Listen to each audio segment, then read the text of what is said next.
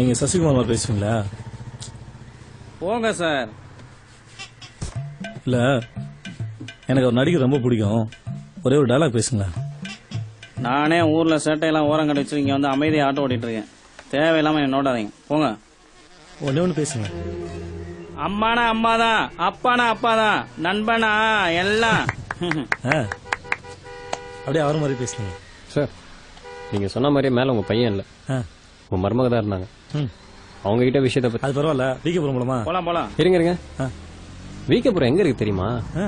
அவ்வளவு தூரம்லாம் நீங்க ஆட்டோல டிராவல் பண்ணக்கூடாது சார். அது ஒன்றும் பிரச்சனை இல்லை சார். இங்க வாங்க சார். உங்க வீடு அகஸ்தியர்படி தானே?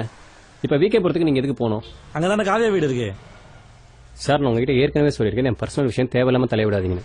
இப்ப நீ மட்டும் மேல என் பையனை பார்த்துட்டு வரல, அது யாரோட பர்சனல்? சார் நீங்க சொல்லிதான் சார் மேல போயிட்டு வந்தேன். இப்ப ஏன் சார் தேவையில்லாம இப்படி பேசுறீங்க? நண்பா லவ் மேட்டரா? அது ஹெல்ப் வேணுமா?